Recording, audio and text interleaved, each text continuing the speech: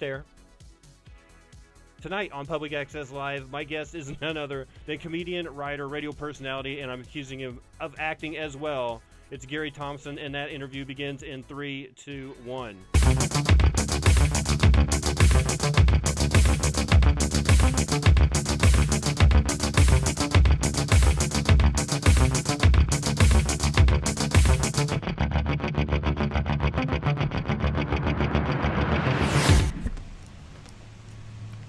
Are we on? Welcome to Public Access Live, your window into Tulsa, basically, and coffee. My guest tonight, Gary Thompson. Thank you so much for being here. Good to be here, brother. Thanks for having me on. Where should we start with you? Where was your first taste of, I like talking to big audiences? Radio? Comedy? Yeah, I mean, I think so. First? Probably radio. I started in radio when I was 14 years old. My dad was the liberal arts division director at a university around here, and they had a radio station. This was 1989, 30 years ago, exactly. And they needed just warm bodies to keep the dang radio station on the air, just to sit in there and play records. So they were handing out radio shows to anybody. Great time to get into broadcasting, by the way, when they just, would let you sit there. So I did that for 4 years. RSU? Yeah, Rogers, yeah. Is that where you went? No, I didn't go there, but I messed around with their morning show for a little bit after a Clear Channel stint. Oh, okay, yeah, I mean... Charlie 7. It was essentially the public access show of radio. Oh, totally, yeah. But I did that for 4 years. Made a demo and started doing full-time radio, and I've been doing it ever since, when I was 18. So, yeah. And so, yeah, in radio, or I guess, what do they call them in England? Anoraks? The Anoraks, right? Because of that. Have you heard the Anorak story in England? No. Okay, for a time back in the 60s, they edutainment. Yeah, edutainment. They didn't have top 40 radio. You had BBC 1 and 2 and maybe 3. I don't know. Sorry if I'm getting that wrong. And so there was no pop radio.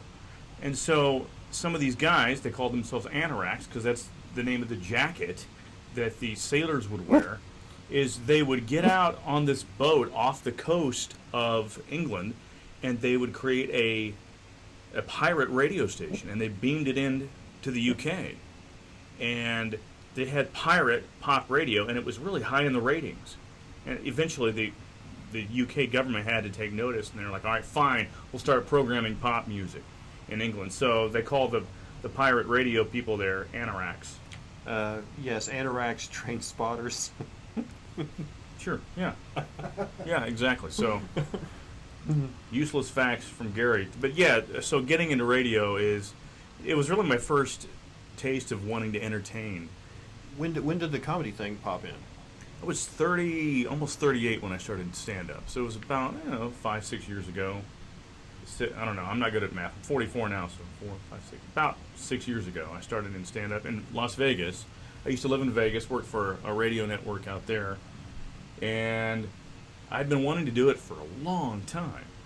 And I decided at 33 I wanted to do stand-up, and it took me, 5 years to get my courage up to go up at an open mic and to try it. And I did finally in Vegas one night, and it went well. And the second time I did it, I absolutely bombed.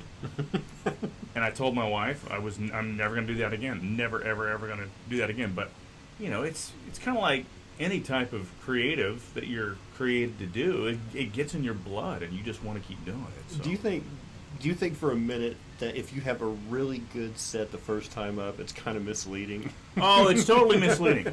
Yeah, I mean, and I don't know what it was.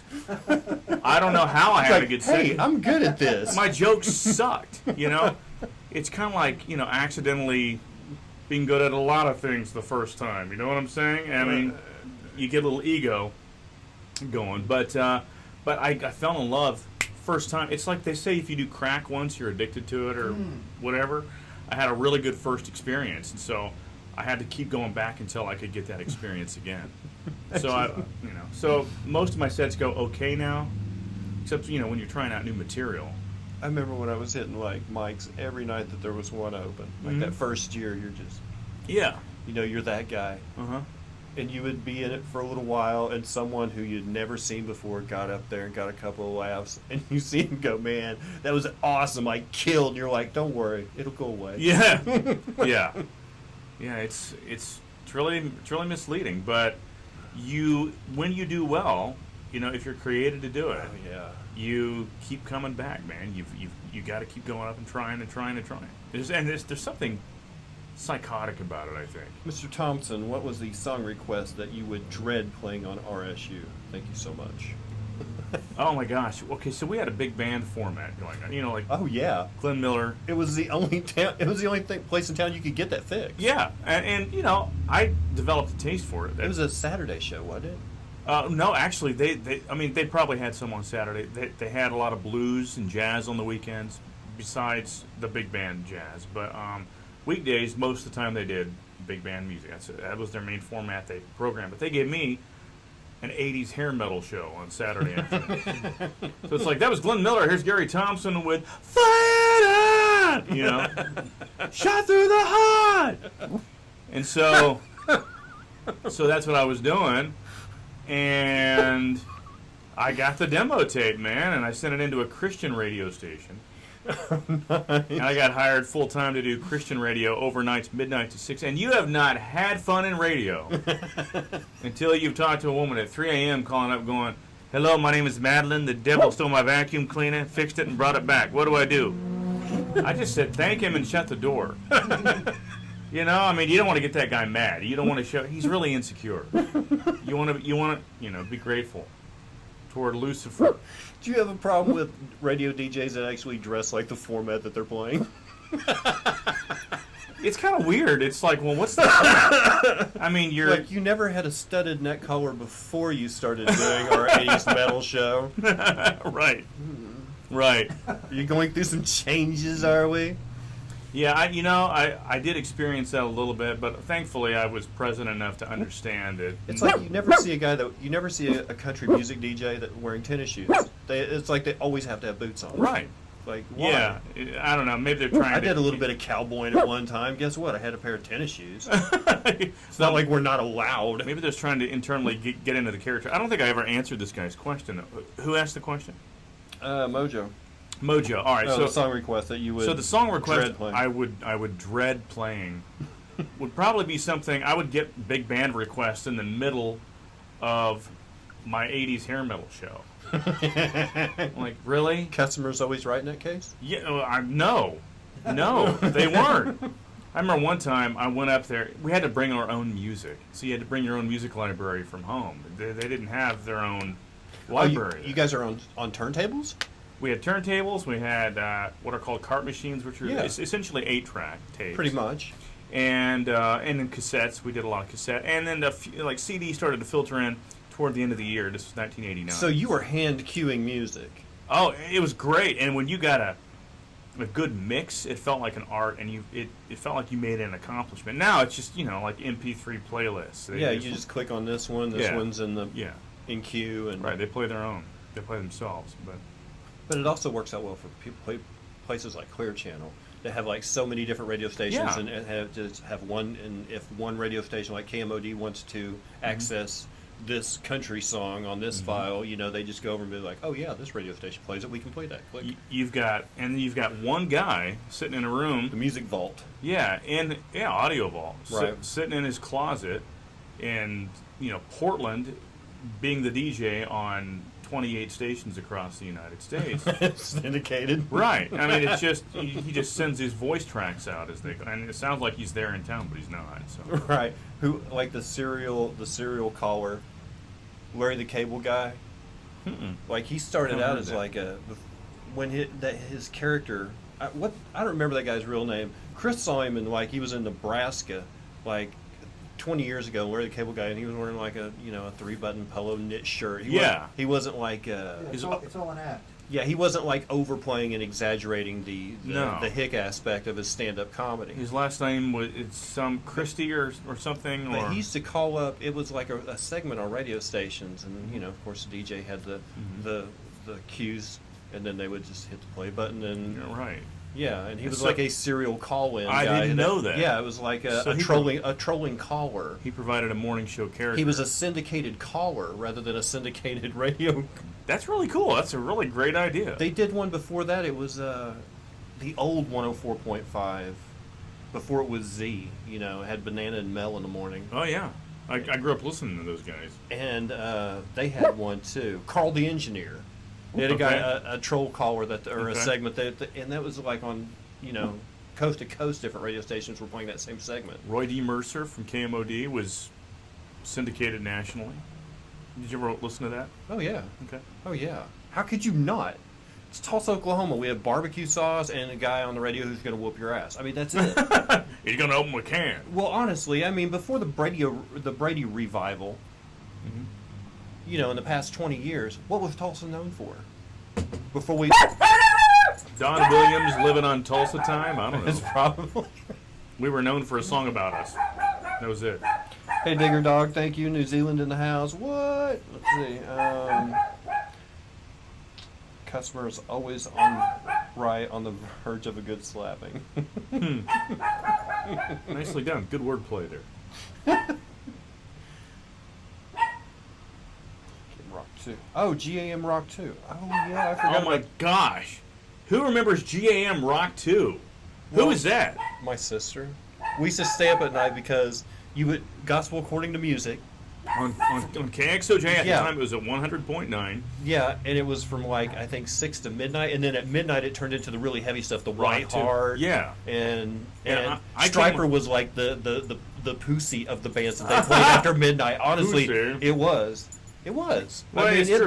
they were like kind of rockish compared to the Right. acts that they would play on GM Rock 2.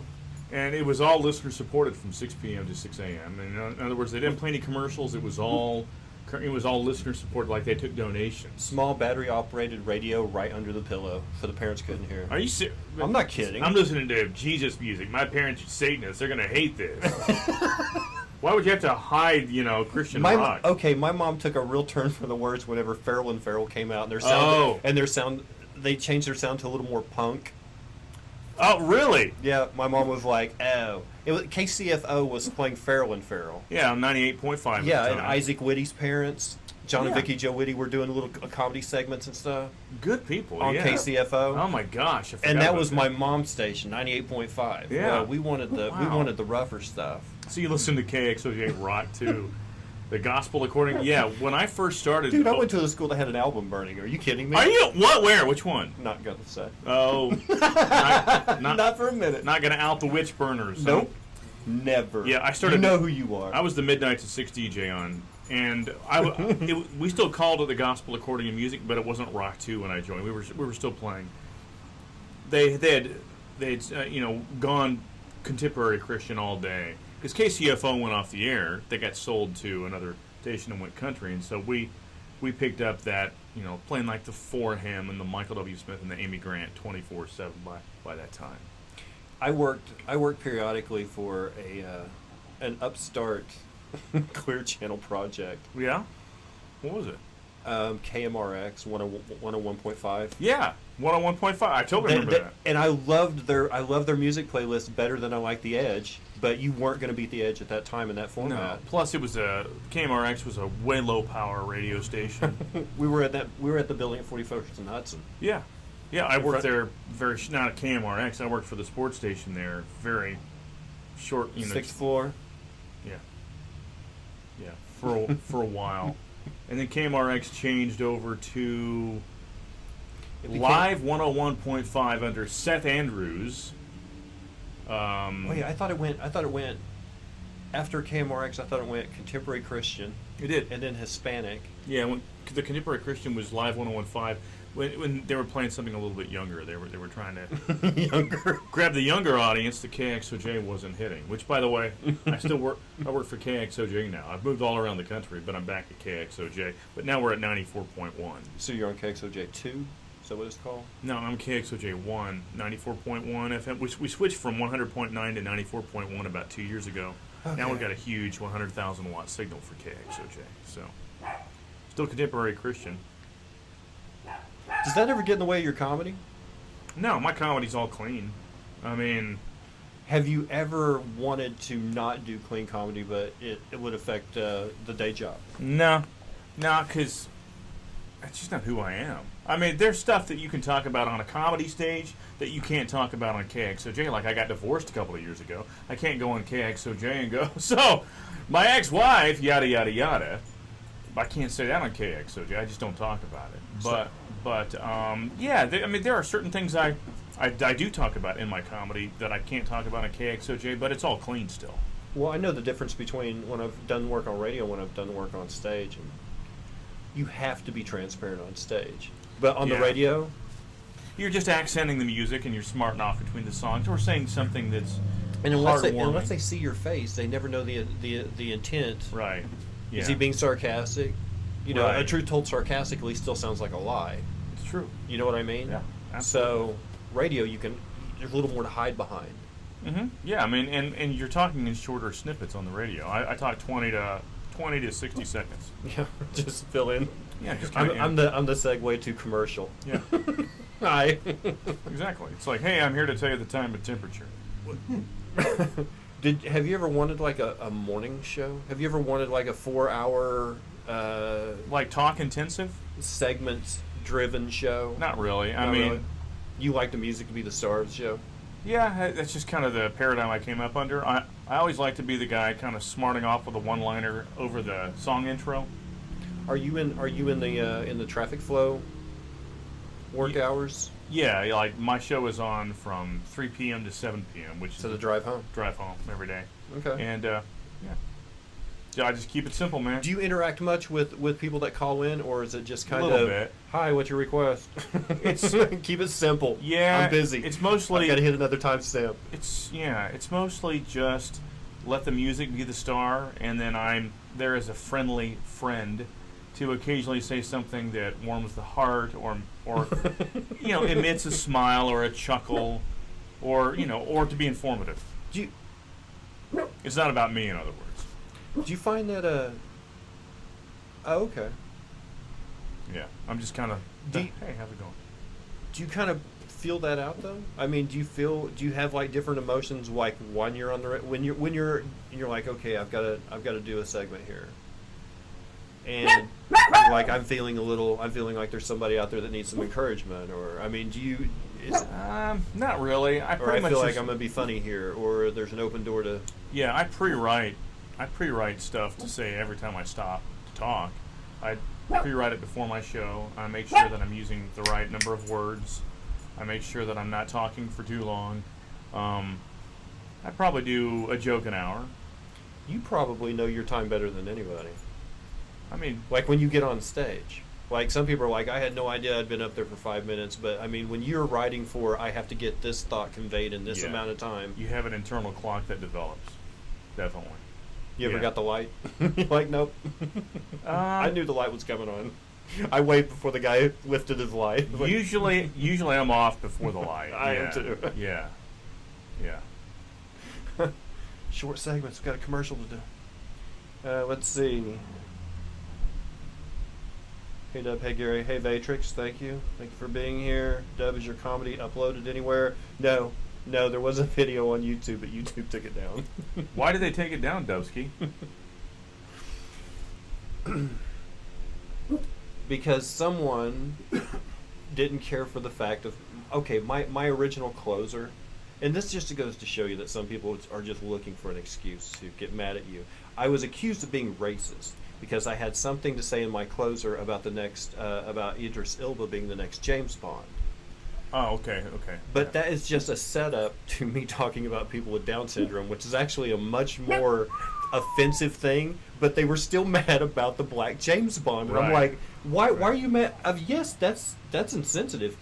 But the joke is over this totally, really, really insensitive topic that you guys aren't even touching. You're like, nope, that's racist. No, it's not. It's crude.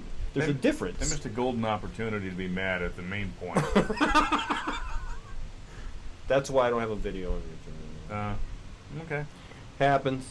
Is your playlist preset, or can you play requests?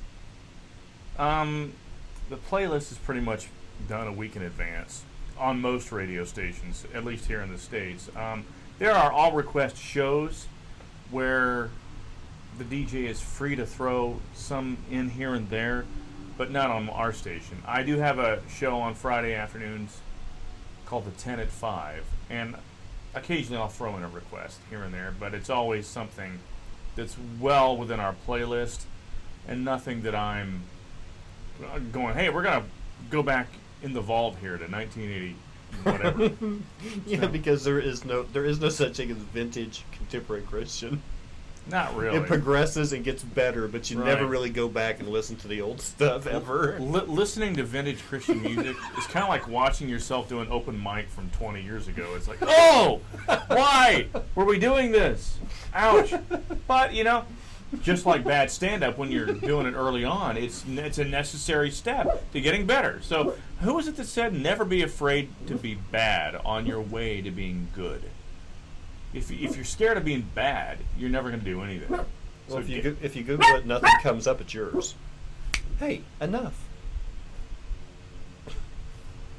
Let's see. Do you get your calls from ladies who love your voice? Yeah.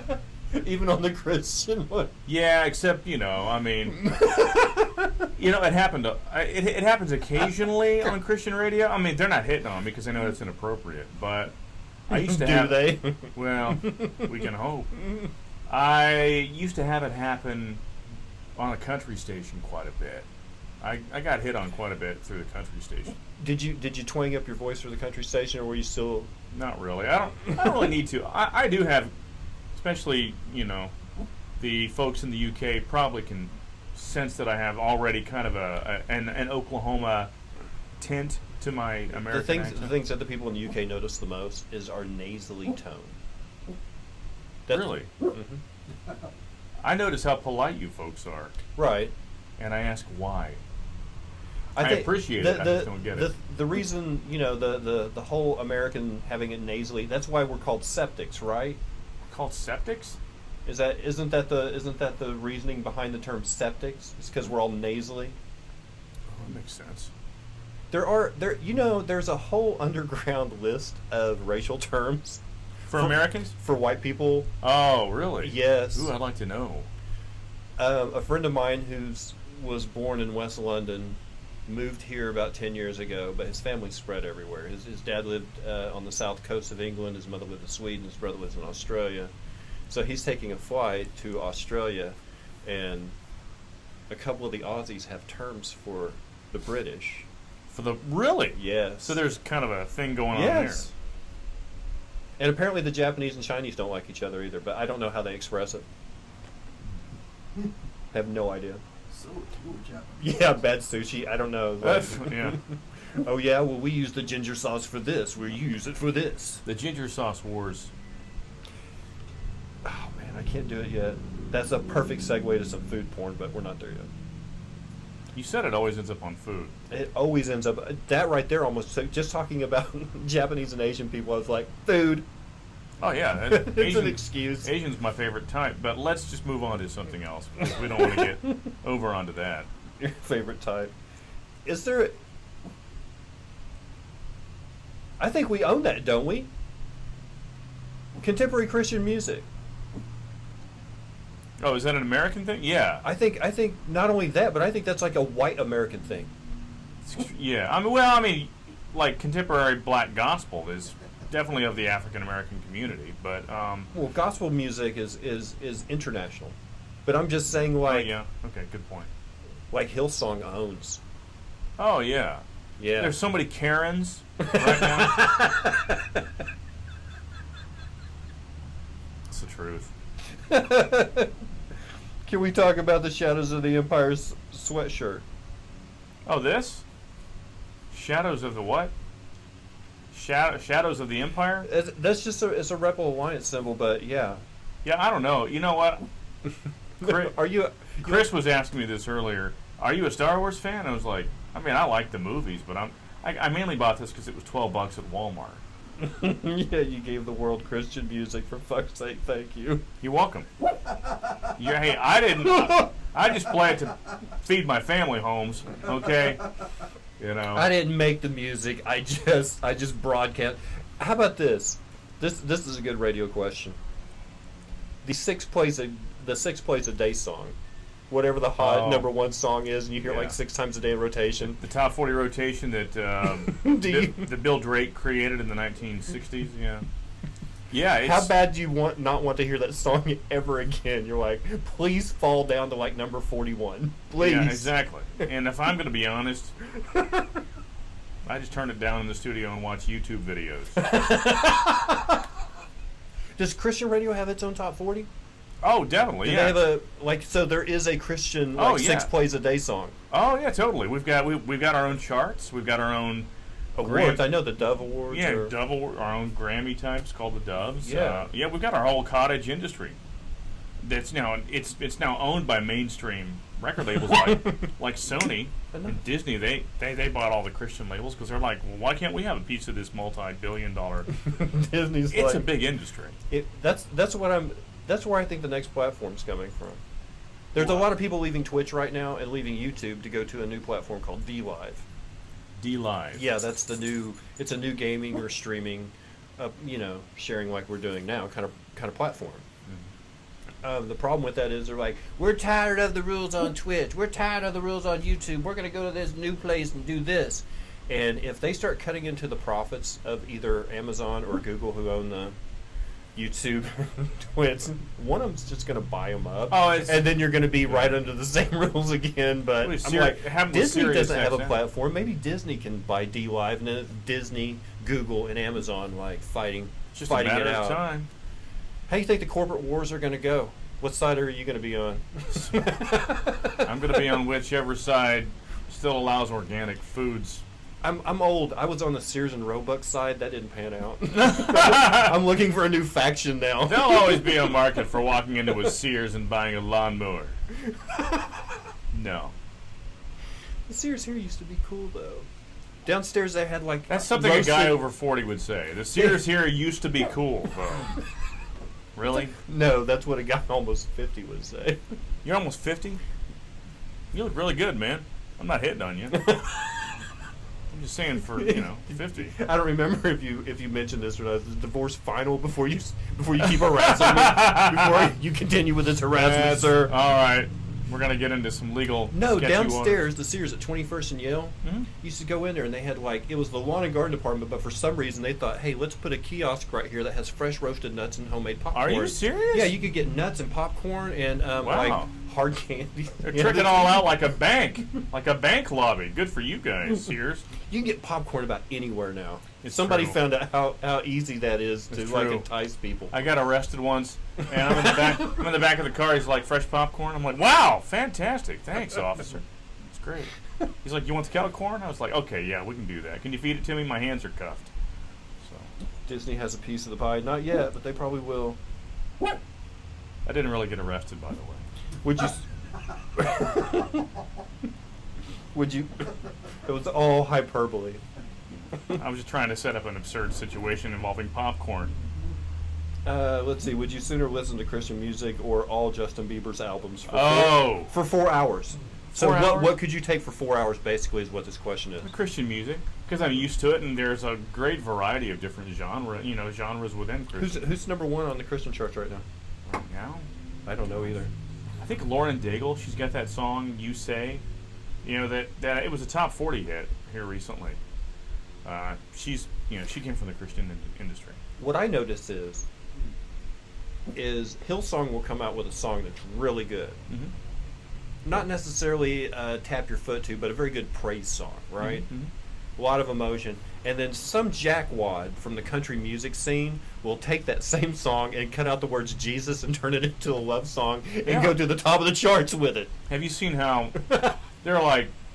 It's like every Christian song's a great love song, apparently. Oh, yeah. Well, that's always been a thing in the Christian industry of how it's like these songs could be about Jesus or about a girl. I wonder how he feels about that. Am I that generic as your Lord and Savior? One was nailed to a cross, and the other has is out of lip gloss. Whatever. Sorry. Do you have time to nerd out on things? You're a pretty busy guy. Very busy, like sun up to sundown, brother, man. I get up and I meditate and have breakfast and go to work. I'm working all day. I get off work and You write for Talk Show Inc. yeah, as well, and I write for Talk Show Inc. and they refer to you as the group dad. it's true That's- because I'm the only one over 40. I think I'm the only one who doesn't live with my mom. We've I think. Could be wrong.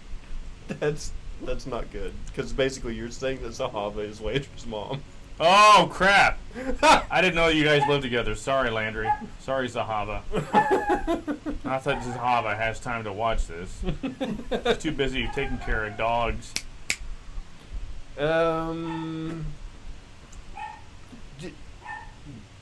Are they looking to you for guidance? Are they looking to you for wisdom? No. I mean, maybe about what brand of hemorrhoid cream to buy, or what you know. What do you think you bring to the show? Well, I mean, for a time when they still did a monologue, I was their main monologue joke writer. Are So they a not lot- doing that anymore? We've kind of cut down on those. We've taken the show a little more sketch and character oriented, which there are some. I mean, all those guys are funny guys, and just crack writers. Really, really good. I haven't written a lot of sketches. I'm more of a desk bit and monologue joke guy. You know, my comedy influences tend to take me back to guys like Rodney Dangerfield and those guys Nice. who write setup and punchline jokes. That's kind of my thing. You know, just setup and punchline. And some of those guys are a little more conceptual, as far as situationally conceptual, where they will, you know, they're really good at creating a funny sketch. You know, so yeah. So right now, I was on Laundry Room Show. yeah. So was I years ago, a couple Okay. years ago, 3 years Yeah. ago, or something. So it was, I guess, Landry and Ben Sissick, and I remember Jane was there and Jeff Thomas, Mm-hmm. Jane Yeah. Bevan. Yeah. And we were at corner cafe at 11th of Peoria Yeah. Okay. Yeah. in the smoking room. You guys were filming in that? No, we were in the smoking room, and that was the first time I'd met Quinn. Oh, Quinn's. And Quinn, he came in there, and he's a creative and- monster. Yeah, Right. and Landry's like, "So, do you have any idea?" And everybody was like trying to pitch an idea, and Landry just wasn't having any of it. I mean, to be honest. And then this guy comes in, and he's like, "How about this?" And he's like, "And he goes, I got more." And he just kept on. Yeah. Like, I've been working all week for one idea, and this guy's got a book full. You're hired. Hey, if you guys need me to work lighting, Oh yeah. it's at that moment you find out I'm not the lead in the play. I'm going to end up playing a tree. He's just yeah. He's that guy. He's hilarious and he's character driven, and he comes from a theater background. And you know somebody else who is one of the best writers I have ever heard in my life is Ethan Sandoval. It's pretty quick. He's just naturally off the cuff, and so you get those two guys on stage together, Ethan and Quinn, and one comes from a stand-up writing background, one comes from a like sketch and theater background. They really work well off each other. Everybody on the show is hilarious, though. Let me throw that in there real quick. Well, I mean, Only those two guys are the only two worth of crap. Everyone else, dead weight. I mean- They should all be playing the tree. what I like about Landry, my boss, and I've always been drawn to Landry because he just smells like he's serious about comedy. And He smells like it. I'm being sincere. I mean, people tell me I sound sarcastic whenever I'm being sincere. Maybe it's the radio delivery. I don't know. But It's a deadpan. what I love about Landry is he is passionate about it and does it for the right reasons. And, I mean, the guy's also written for Conan and BoJack Horseman and Ellen. You know, he knows what's funny. And he's a good leader. He likes to draw on everybody's gifts and put the right people in the right seat on the bus, which is really important if you have a staff of anything, but especially comedy writers. And he's like, all right, you're good at this, you write this. You're good at this, you write this. And This is a new step for him. Used to, Oh, he felt he had to do everything. well, everybody and- does when they first start off leading something. It was really hard for him to delegate because he knew what he wanted. He knew how he wanted it finished. Not anymore. Not anymore. He doesn't know anymore. No. I mean, he has no problem delegating now. Like, Oh. I've been at home at 10:30 on a Saturday night, and he texts me, hey, write me a desk bit about such and such. There it is, and he takes it, and he may change it a little bit. He may air it or perform it as I wrote it, but he's got to delegate, and he's learned how. This Landry guy sounds awesome. I think he's going to be famous. We've all hitched our wagon to him. Yeah, and I kind of have a hard time believing he still lives in Oklahoma, honestly. He's one of those guys like Toby Morton, Right. who lives here, but he's kind of he flies out to the coast. But Toby is he's a former writer for South Park. He's a former writer for Mad TV, and he lives in Tulsa.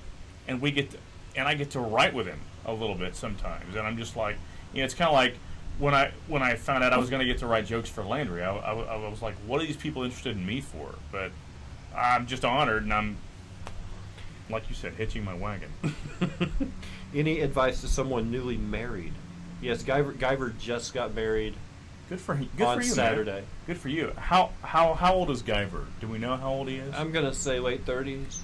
Good. All right. So you clearly already know what you want in life, and so that's why you waited until your late 30s to get married, or maybe it's a repeat.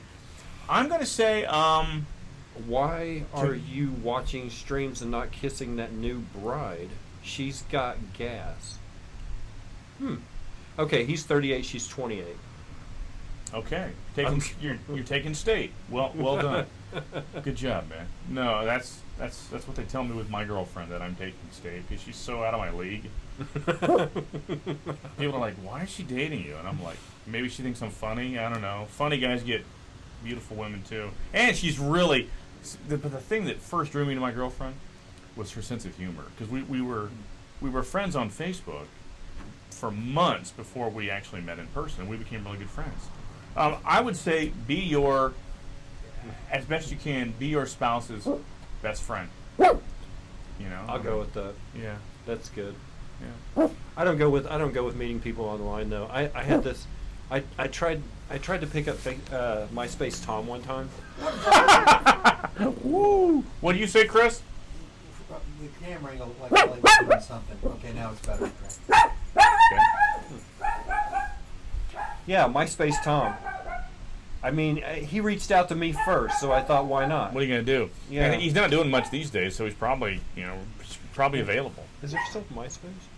Yeah, but it's mostly for like music and comedy and artists. It's like a platform for creating and sharing your art. I wish people would be as nice to me as I was to people when I wanted them to do things for me in Mafia Wars. Nice. You know what I mean? Like, that's always what I'm trying to achieve. Hmm. It's like I want people to treat me as nicely as I treated people who I wanted to help me get more tanks in Mafia Wars. So you're a little bit of a gamer. Oh God, Really? Okay. Okay. I've got a All right. problem. Yeah. Mine's a little more like this. But What do you like to do? I mean, as far as, I think we've just established that. no. As far as the whole nerding out thing, like if you do have time, do you enjoy the cinema? Do you enjoy gaming, board games? Do you enjoy? Obviously, you're not a guy who's at karaoke with the rest of the writers on Drunk at the Bar Night. I'm a little imbalanced. I'm pretty much always working whenever I work all the time. And not just radio, but also like maybe writing jokes or just trying to come up with something funny to say on Facebook. So I love writing jokes. That's my hobby. That's my passion. But to relax, Are you a hot take guy? no, not really. No, I don't. I've told people this. If you have one friend who's a comedian on Facebook Uh-huh. and something major happens in the news, get ready for the joke. Yeah. Everybody's got to have a hot take. I mean, occasionally I'll get in on something, but I don't purposely set out to. No, I try to, like this whole abortion thing that's going on in Alabama and Missouri and Texas. Yeah, I'm not on Facebook right now. It's just like everybody's screaming about it, and I understand why they're upset, and I totally get it. It's just I don't want to wade into those waters because that's not my thing. I'm talking about family. I'm talking about the everyday little things that irritate you in life. That's kind of what my stand-up is about. I You know. started a new series because I thought there's so much toxic and trolling online Yeah. that I started like a new little video series just for things I want to change about myself. So like the finger's pointed here the whole time, Mhm. but you know if it helps you, Cool. Why not? it's like there's so much. And if you have as many friends that are comedians as something Yeah. happens in the news, there's like 100 jokes. Uh-huh. 99 of them are the same. Right, One which- guy had a nice angle on it, and you're like, that's a good one. Yeah, it's okay. That's unique.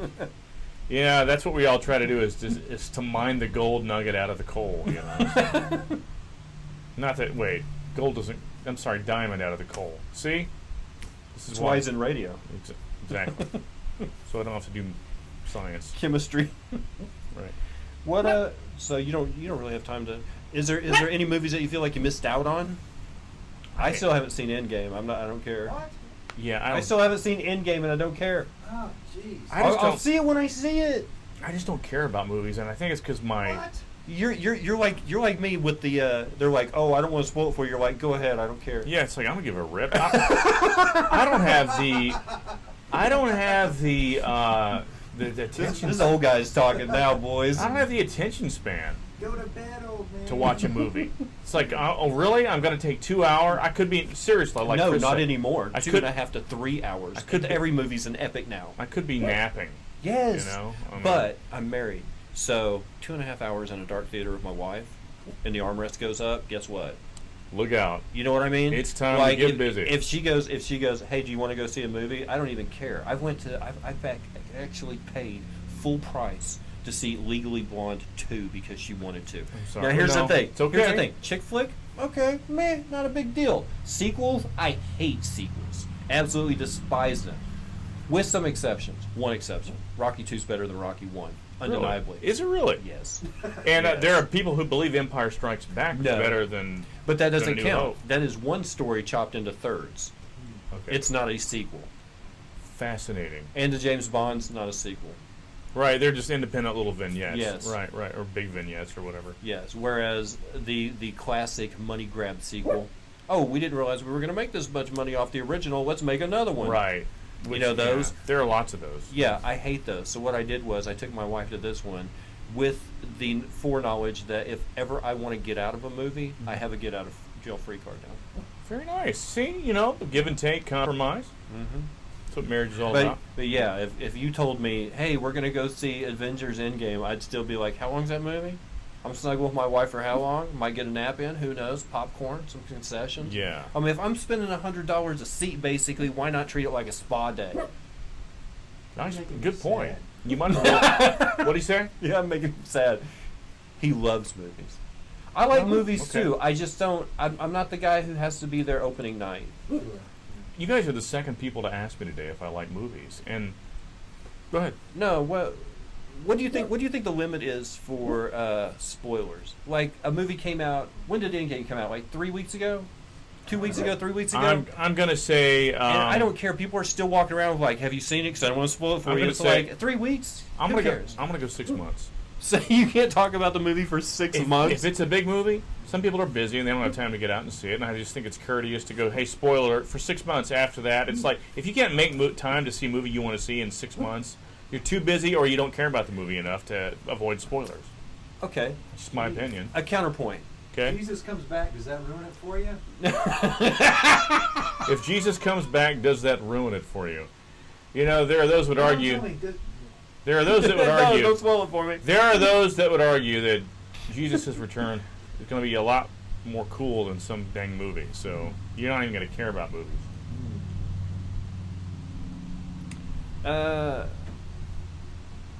I completely forgot.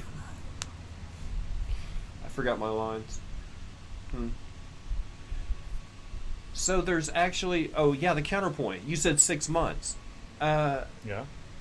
Marvel has been releasing like 6 movies per year. That's crazy, huh? Yeah, so that means like I say if there's a new Marvel movie coming out like around every 2 months, that's the limit. Oh yeah. Okay, that's. I think that's reasonable. Because it's like, wait a minute, why can't I tell you about a movie that was 3 Marvel movies ago? Yeah, I think we're all. You think we're saturated with it by now? You think people are tired? Plus, we're all adults in the room. I mean, okay, if if you can't get out to see a dang movie that you wanted to see within 2 months, and there's a sequel coming out, I'd say that's fair game. Although there was a guy here in the Tulsa comedy community a couple of years ago who got on Facebook the night. Spoiler alert about the Han Solo movie, not the Han Solo movie, but the one where Han Solo. Spoiler alert about the one with Solo. what? Solo. No, the one where the original Han dies. Oh. Yeah. Well, okay. Spoiler alert. Yeah, he went on. If you haven't seen The Force Awakens by Okay, now, that was yeah. like 3 years ago. Yeah, he went on Facebook, spoiled it for the entire. He went on the Tulsa Comedy Collective page. That's not cool. It said Han Solo dies. Ha ha ha. Do you know what we've been doing for about the past, I don't know, since the prequels came out? Anytime somebody asks us, because there's a bunch of times I get to go to, like there's a Thursday premiere, but usually there's like a Wednesday, like a corporate night. Right. Yeah. So Sneak peek night for corporate. Yeah. So I got in on a few of them. People were like, "Hey, what happened?" Is like, I'm not going to spoil it for you, but I will tell you this: Yoda dies in this one, and that's why I've told them for everything. DC, Marvel, it doesn't matter. It's like, Right. oh man, Endgame. I was like, oh, don't worry, I've already seen it. Yoda dies in that one, right? Yoda always dies in that one. What? Han Solo dies? Yes. Smarty pants. The Force Awakens. I'm really tired of them. The Star Wars movies? I'm just saturated. Like I said, there's like 2 Star Wars a year and 6 Marvel movies. Here's the thing. I went to go see Aquaman because I had one of those freaking passes, right? Yeah. I don't care about Aquaman. I really don't care. Oh, Jason Momoa. Whoever. So we go, and I'm like, all right, first of all, they're trying to turn Thor into a biker.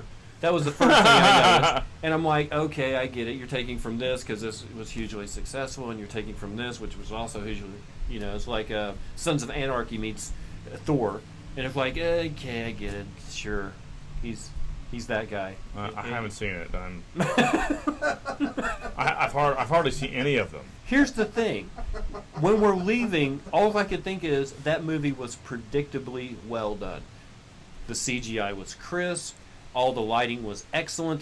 The artificial textures were gorgeous. The acting sucked. I mean, it was basically every epic movie that comes out now, they're all great, but to the point where they're predictably great.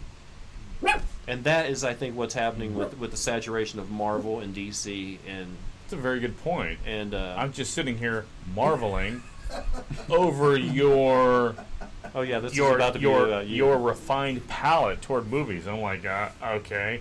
Cause everybody hated that young Han Solo movie. Oh, I loved it. Donald Glover was amazing. I liked it. I went on Netflix a couple weeks ago and I watched it, and then I was like, that was quite enjoyable. I saw it at the theater, and then me and my wife saw it on Netflix. And Yeah, I was like, Donald Glover was definitely a bright spot. he was the best. Yeah, No one can hate Star Wars like a Star Wars fan. yeah. Well, I mean, Yeah, it's a very you good know, point. I remember being a kid. I remember 1977. I remember when the first one came out. I was 6 years old. I remember my mom taking us to a drive-in. So it was like on a big screen, Yeah. I Like, remember it was amazing. It was larger than life to a 6-year-old kid. I was like 3 or It framed my childhood. 77. Till I was like 12 or 13. I was, all the Millennium Falcon and the action figures. Oh, and, yeah. Like it framed my childhood. It was the ultimate. It was the ultimate thing. Besides Superman, which I love Superman. because you could still see Star Trek at night. True. Like on local television, like after the news on CBS or something. Like Johnny Carson was on one channel, and CBS didn't have a late show format like that. So basically, they ran old Star Trek. Which And compared to Star Trek, Star Wars was amazing. Yeah, but because you had a quantum leap forward in movie technology by that time. Because what was Star Trek? Early to mid '60s. Star Trek was like mid '60s. 64, 66, something like Yeah. that, I think. Yeah, I have fond memories of Star Trek because my dad would let me stay up with him and watch it sometimes, and so I had that emotional connection to my dad, connected to like sci-fi, not only sci-fi, but horror stuff like or scary stuff like Ray Bradbury, Alfred Hitchcock, The Twilight Zone, Rod Serling. I love those. Alfred Hitchcock. Yes. Yes. Amazing. I used to read his books. He was a master. He was actually a really good author, which I didn't know he was. I always liked how Agatha Christie would take a story and make everyone a logical suspect, and then Right. you had to figure out which one weren't. It's like everybody had a motive. Wait, what? Right. Everybody did it. Or the Orient Express, where everybody literally did do it. It's like, Oh, yeah. Oh my God. Golly. Spoiler alert. If you haven't seen the 1978 Agatha Christie classic Evil Under the Sun, I don't want to spoil it for you. I like And Then There Were None. Did you? Have you seen that? Yes. Um, And Gosh. then I saw the original, the old black and white one. that's what I'm talking about. Yes. That's the only one I've seen. It was great. Mm-hmm. And it freaked me out watching it as a kid, but I loved it. It was so good. That's one of my. Okay, I like that one. There was a movie I saw when I was younger, and it was it had Maggie Smith. It was Peter Ustinov as Hercule Poirot. James Mason was in it. James Mason. Yes, yes. Let's see. They had. Oh my God. Can't remember who else was in that.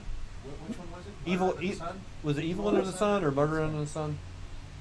Well- Just the whole, it's like everybody who told their story about how this woman died. I think it had Diana Rigg in it.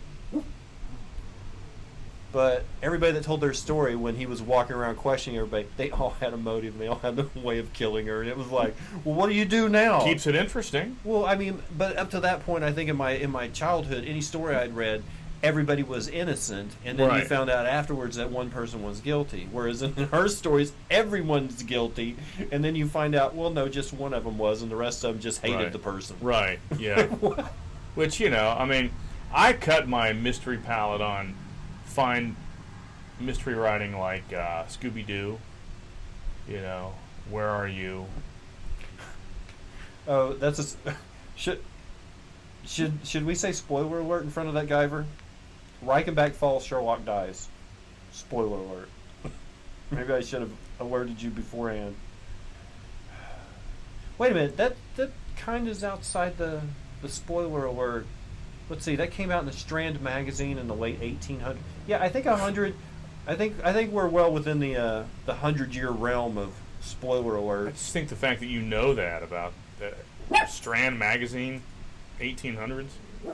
Yeah, because anytime anybody goes, hey, I've read all the Sherlock Holmes novels, and then you look at them and you go, there aren't any. They were all short stories written in a magazine I didn't in even know Victorian that. England. And so what, they just compile them and put them in books? Yeah, Fascinating.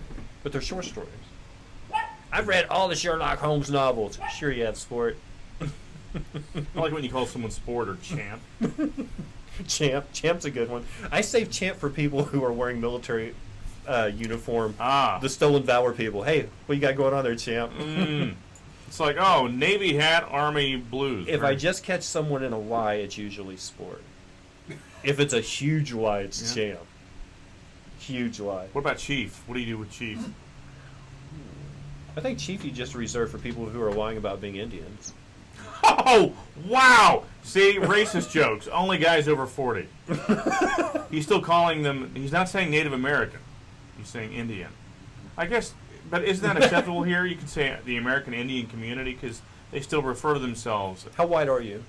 Oh, I'm all white. Really? You don't even have like a little pinprick of... None. You don't have a CDIB card? No, Then I can say it.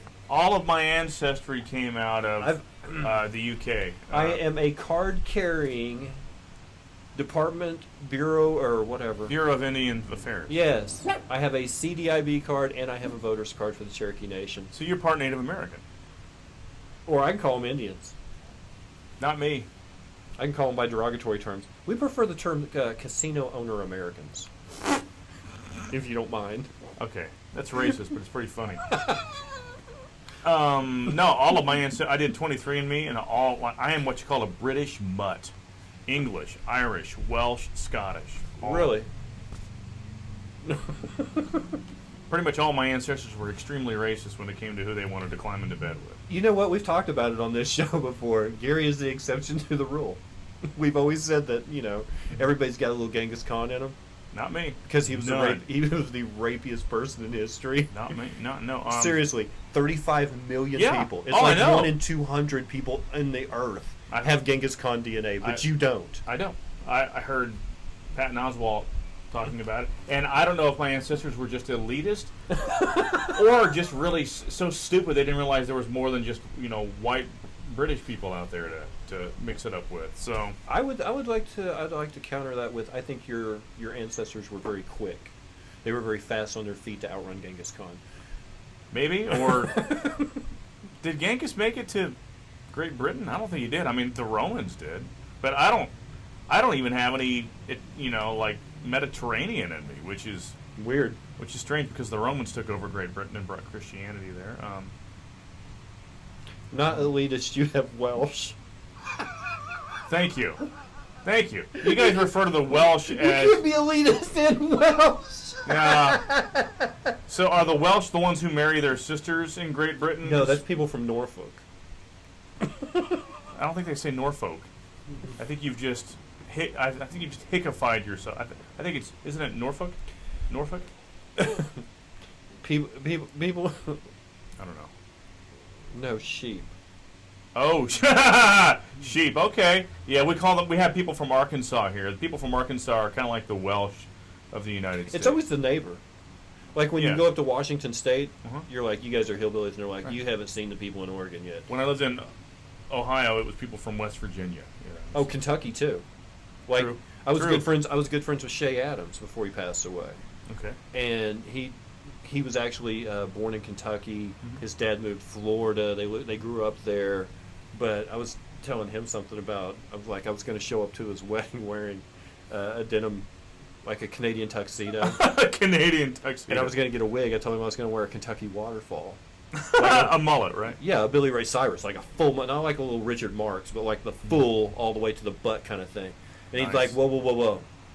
We don't call them Kentucky waterfalls. They're West Virginia waterfalls when you're from Kentucky. Ooh, okay. See, like we do it too, Oklahoma, Arkansas. Everybody pushes over. Who do the Floridians make fun of? Because they're Oh. further south. Cubans? Ooh, you run into a problem there. Well, they're not really bordered by anybody except on the panhandle. Maybe they make fun of... Who are they bordered by? Alabama? Or? Georgia, South Carolina, Okay, I don't know. Alabama. I'm from Oklahoma. Clearly I went to Oklahoma Public Schools because I don't know the answer to that question. Where did you go to school? Oologah High School. Oologah, Native American name. Not Talala? Same one. Oologah Talala Public Schools. Oologah Talala. Oologah Talala. It's like you're speaking in tongues, which is appropriate because, Oral Roberts University's right here. Rhema Bible Training Center. We're the buckle of the Well, Bible actually, College. right out the window is the river in downtown. They don't get to see all the pretty stuff out south because I'm a parlor comic. Good for you. Me too, man. I cut my teeth at the parlor. That's the first time I saw you was on a Sunday open mic. Oh, really? Okay. Well, we Got took it. Peter's class. Me and Chris were both in that same Oh, class. awesome. Peter Bedgood, another amazing. Hey, by the way, funny guy. this was the best financial decision ever. It was like, I don't know. Should I tell how much a class was? I didn't. Okay, so it's like $125 for the class, I think. Yeah. For what, 6 weeks or something? 6 weeks. Basically, great. what you do is you get 1 week of teaching, you get 5 weeks of working on your material in front of 6 other people that are also scared to work on their material in front of you, and then you get 10 minutes for graduation night. Everybody gets 10 minutes set. In between time, because they were at the Comedy Parlor on Sunday night open mic, Yeah, we dude. didn't have to put our name in the bucket. If you were in Peter's class, you automatically got a slot on the open mic. So Yeah. you got 6 free stages plus a 10-minute set at the end for $125. It's pretty fair. Yeah. Pretty good deal. Economically made sense. It did, man. I miss the parlor, man. Jason Oh. Watts. Come on, man. Come on, man. Come on, dude. Why don't you shut it down? No, I know. It wasn't financially viable. Whatever. I did. Do you go out south much? I guess you do. Looney Yeah, Bin? yeah. I host the Looney Bin in Oklahoma City, Little Rock. I haven't done Wichita yet, but I've hosted all 3 Looney Bins. Did you go through Roy's class? All 3. No. I think Roy has me. I don't know. I haven't really all out asked Roy if I could host the Tulsa Bin. I want to, Roy, if you're watching. Not that you would be. You're probably out doing something. It's- it's Friday night. Yeah, he's got a show tonight. But Yeah. but no. So You're kind of a- I hosted under Bill Rusk when he was manager there. You're kind of a there's a couple of things I want to go over. Number one, you're kind of the best host possible. Because Why is that? you don't do a lot of edgy material and you don't use up all the fucks before the comedians get on stage. No, especially like the big booker for the Ben hosts in the region is the lady in Oklahoma City. She helps book Little Rock, helps book Wichita, and what she tells you before you go up to host is don't muddy the waters. Essentially, don't go up there and get dirty. We want all of our hosts to be clean. We want to save the blue material opportunities for the host and for the feature and the headliner. And so I was so I happy just the cleaned. first time I got the feature. It was like, It's an amazing honor, man. Go and do 25 minutes, half an hour.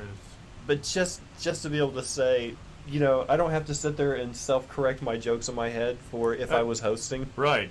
And I wouldn't anyway, because all my stuff is pretty much at the worst PG-13, at the worst. Not even probably PG.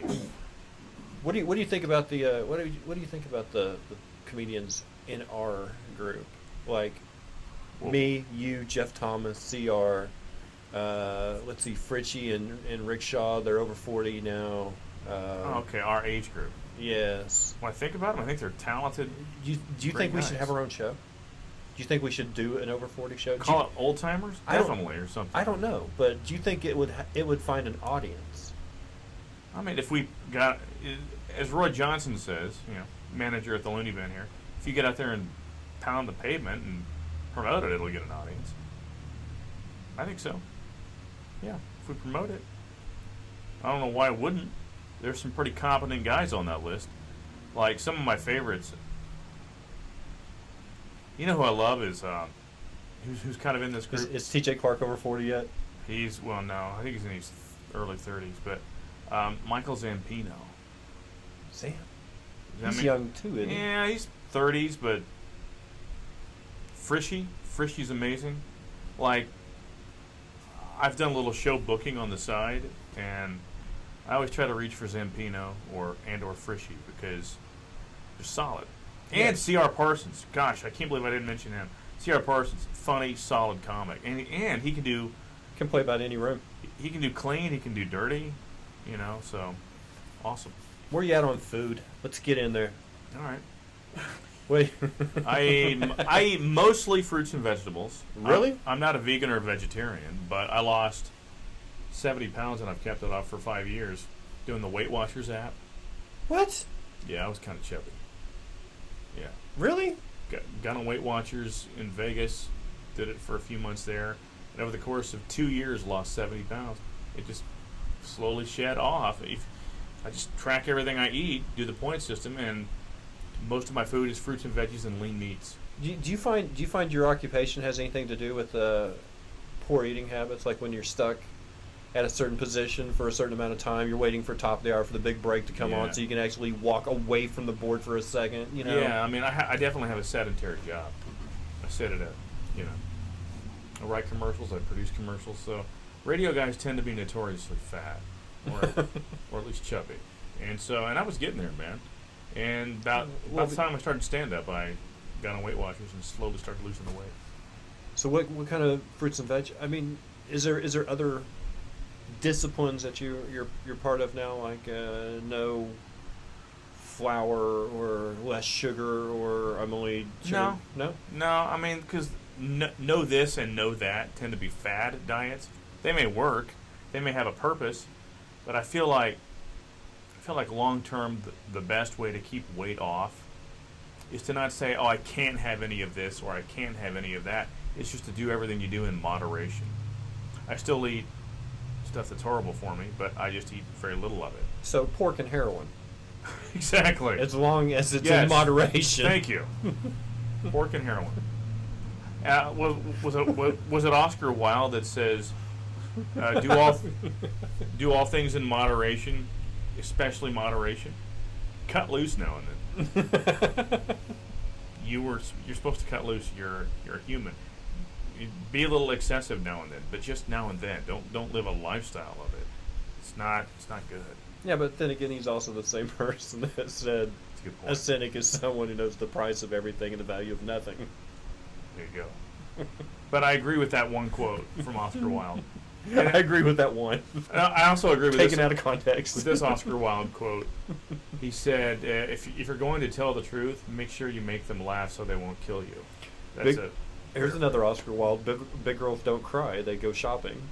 He said that? Yes. That's really good. Oscar Wilde's kind of the Mae West of quotes. Have you heard all the gosh darn funny Mae West quotes? Gosh, she was hilarious. Really? Kind of a bad girl. Really?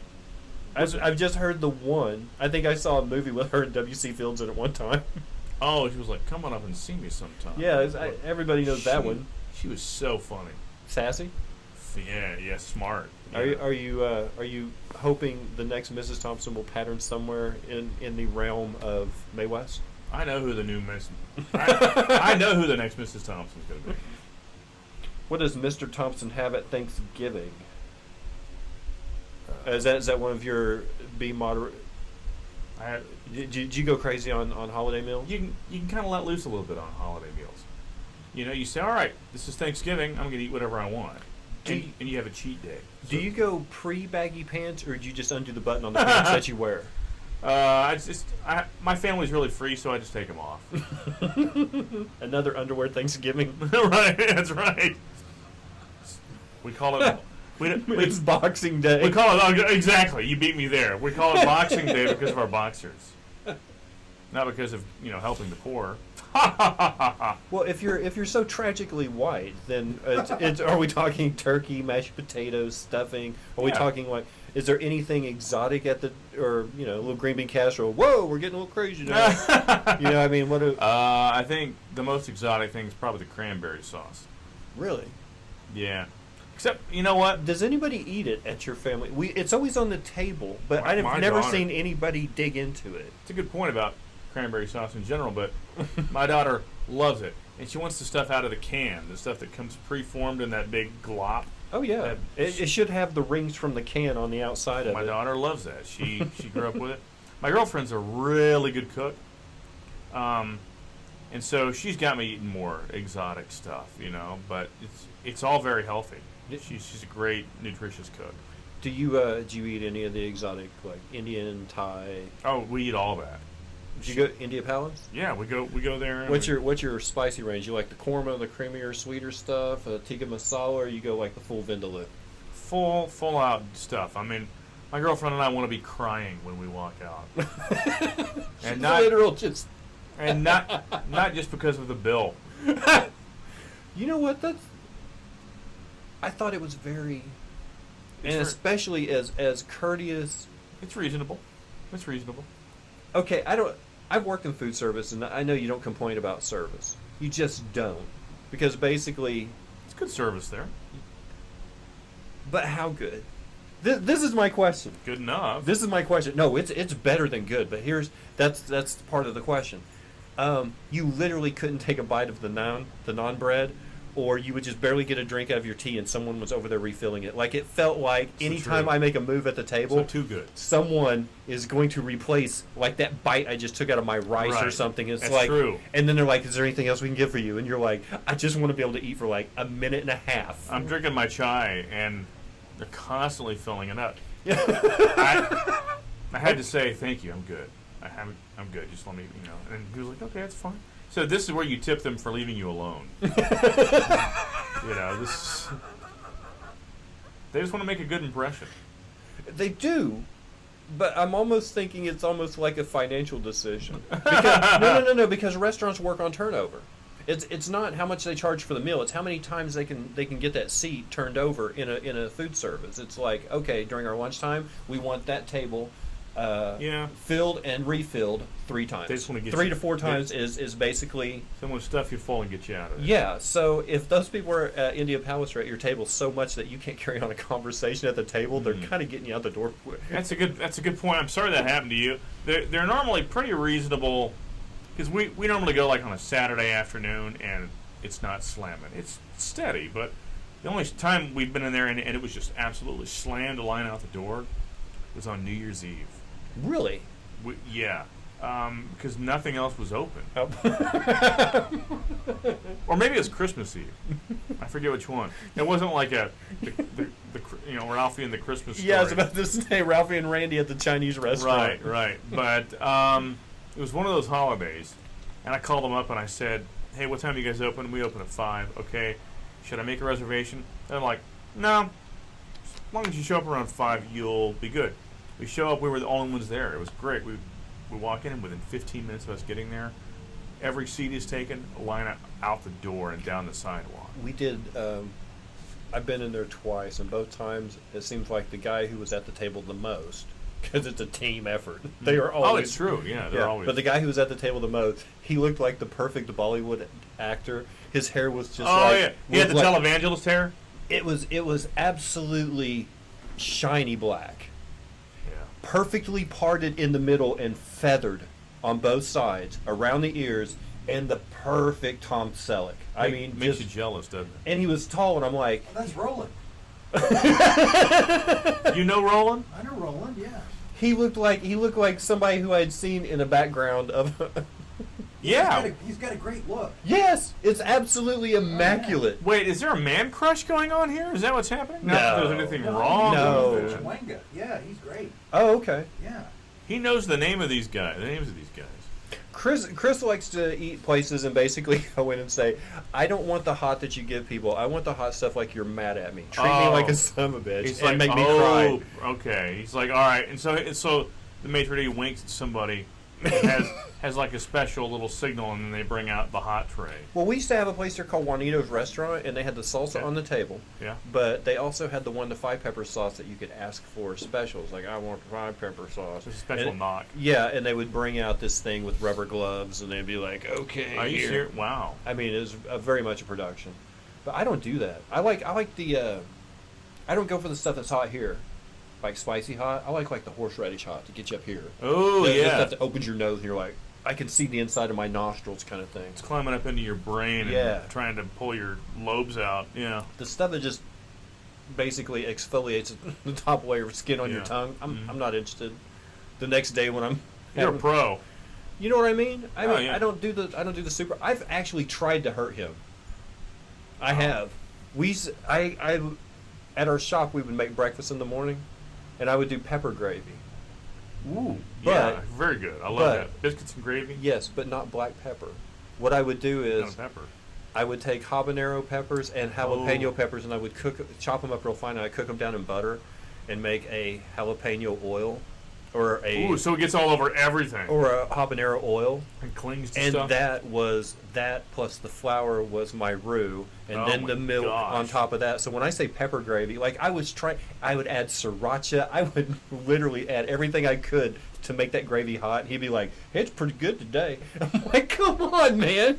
So He's a master. He has a black belt. He's Olympic gold medal level of spicy food eating. So you've seared your tongue's conscience. Yeah, I can't taste anything. Cool. We nickname the servers at the India Palace, example, Indian Elvis or Indian Jimmy Mathis. Or Johnny Mathis. I'm sorry, Indian Johnny Mathis.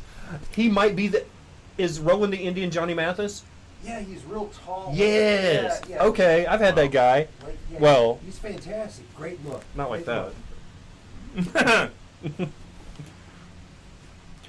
Gary, is there anything that you would like to? This is that part of the show right before the end, Where we plug something? where you plug anything you want. You can plug All right. websites, how people can find Let you. me plug a couple things. First, I got to plug my boy Landry Miller's Talk Show Inc. Go to Facebook and just search in Talk Show Inc. And there are clips that we post now and then. We are, if you're local here in Tulsa, we have a show Sunday night, most Sunday nights, probably about half the Sunday nights a month, at the Nightingale Theater downtown, right around 4th and Peoria, right off of Peoria. Right kind of close to the Pearl District, Nightingale Theater. Talk Show Inc. It's 8 p.m., 7:45, 8 p.m. Also, let me plug my boy Toby Morton. He's on Twitter at Toby Morton. He's doing this cartoon series called Baby Trump with an F. where he's satirizing our president in cartoon with jokes. But the thing about it is, it's not just I hate Trump tripe. It's really smart stuff, and I'm getting a chance to hang out with him a little bit and just try to write a little bit of stuff for him. And he's got these other series of film socially aware cartoons that he's putting out, little 30-second cartoons. Find him on Twitter at Toby Morton. Follow him and watch some of these things. So, yeah, that's about all I want That's it? to promote. Yeah. Okay, this is how we're closing the show these days. Okay. It used to be an improv game that we played on the News Junkie. You remember News Junkie? I remember, yeah, Jackson, what was his name? Jackson. Jackson. I see what you did there. Jackson Nichols. Jackson Nichols, yeah.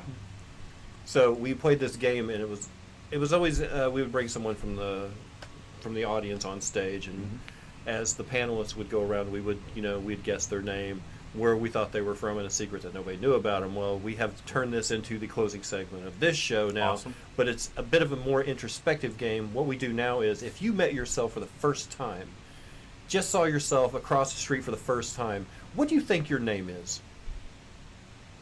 I want to say Gary, because I do look like You look like a Gary. I look like a white stepdad. That guy looks like a white stepdad. Bet his name's Gary, and we were right. That's Gary White and stepdad. They're inseparable. That's my thing. Yeah. Okay. Every stepdad's name. If it wasn't Gary when he got married, it will eventually become Gary. That's the way it goes. It's a stepdad thing. I am so sorry I know this. I'm so ashamed of myself. Lucille Ball, her and Desi Arnaz divorced. She started her own series, another series called Here's Lucy, and Yeah. it had her two kids on it. It had Right. Desi Jr. and Lucy Jr. on it, right? Lucy Jr. Who honestly, they say it doesn't fall, the apple doesn't fall far from the tree. Not true in that family, because one was a musical genius, the other was an acting, a comedian, dancer, singer. I mean, Lucille Ball was talented, and those children cannot act. They just can't. It's horrible to watch them. Anyway, the producer of that show's name was Gary, and that ended up being Lucille Ball's. They married, See? and that was her husband, and those children's Yeah. stepdad until the death of Lucille Ball. Gary's are good second try guys, Most Okay. most ladies go for the bad boy on the first marriage. Well, no, I don't want to say most. A lot of ladies go for the bad boy on. So a guy with a name like Brewer, or Tony, Yeah, or and then Mitch. they have a bad experience with that guy, and they're like, Mhm. I need somebody who's gainfully employed. I think Derek's work a lot on the second runs too. I think Derek's are Derek's? a good. Yeah, Your boyfriend after the divorce, right. Derek. Derek, I think that's a very right. safe name. John could go either way. It could. Dubsky. It could. Actually, it's not. It's a very boring name. Okay. Means God is gracious. Interesting guy with a boring name. Dubsky, ladies and gentlemen. That's right. John Dubsky. Okay, you've just seen Gary. Okay. Where would you think Gary is from, just by the look of it? I'd say, that guy grew up going to Victory Christian Center in Tulsa, Oklahoma. I have a very white evangelical look, don't I? Very, very vanilla. I go, I'll bet that guy speaks in tongues. I'll bet he does. I'll bet he orders in tongues at the Chick-fil-A, and they understand him. You pull up to Chick-fil-A. That's how I ask for their unlisted menu. You have to order in tongues at Chick-fil-A. You have to pull up and go. They're like, we don't have Italian food. Oh no, I'm sorry. Hang on, let's get our translator. Okay, you want a large waffle fry? You want an animal style? Sorry, that's in and out. So, what is the secret? Third question is Gary from Victory Christian Center in Tulsa, Oklahoma. Very specific location. Right. What's a secret someone that nobody knows about Gary from Victory? That nobody knows? Yeah. a Or that secret- most people don't know. No, a secret that nobody knows about Gary. You've seen this person. That guy looks like a Gary. He looks like he goes to Victory Christian Center in Tulsa, Oklahoma. I bet he. So you're wanting me to reveal a secret nobody knows about me, basically. No, not about you. Oh, are you this person? No. I'm confused. You see you across the street. Okay. You're guessing what your name is. You're like, that guy looks like Looks a like a Tom. No, he looks like a... Nah, he looks like a Gary. Okay. He looks just like a Gary. Mhm. I bet he's from, and as you said, Victor Christian Center, Tulsa, Oklahoma. Sure. I also would wager that he ... So you're trying to ask me if what people assume? I don't want you to disclose anything about you. What do people assume about me? I don't know. No. What do you assume a person that you see that looks like you is up to no good about? Oh God, up to no good about? Yeah. Oh, I'm assuming that. Or it could be a good secret. It could be that guy over there looks like he always opens the door for ladies. I mean, it could be anything. Don't use that line. You can't say that now though. No. Mine. No. Dibs. All right. If I It's saw never me, been this difficult before. You know what the problem is? You're not narcissistic enough. The people that sit in that chair are usually very narcissistic and have no problem talking about themselves, Gary. my ex-wife will tell you I'm a narcissist. I definitely have egotistical leanings. I am not going to argue with my ex-wife on that. Thankfully, unfortunately, This isn't therapy. there wasn't room enough in that marriage for two of us. Is that a pretty good line? I just came up with that. And that could be a slam against me or against her. Let's go with me. Let's say that was a slam. I remember one line about well, me and my wife both hate me. Right. She's like, why didn't your marriage work out? Well, I found out that me and my wife both hate me. Right. She just had the guts and courage to leave. Right. But neither of us Save like it. yourself! Yeah. Run from me! You know what? I'm going to say people would assume if they looked at me that Oh, there's some people coming in with ideas because you've taken way too long. I want to hear it. I want to hear what they say. Because I'm Okay. not really even sure I totally understand the Here we go. concept here. Okay, it's like if I saw me across the street, I'd be like, that guy looks like a Dave. He looks like he's probably from Germany, and I bet he's I bet he secretly plays tuba in a polka band. I think I already said it. I think that guy goes to. I bet he orders it in tongues at Chick-fil-A and they understand it. That's the secret. I think that's it. All right. Well, one suggestion is you look like you can't drive a stick. Absolutely right. I never learned how to drive a stick. Standard all the way. Well done. He did go to Victory because the driver's ed car at Victory was only automatic. It's true. What else? What do we? Let's see. I bet he is a little bit Welsh. Well, we've already discovered that he is the. I am. Is there any other white that you didn't mention?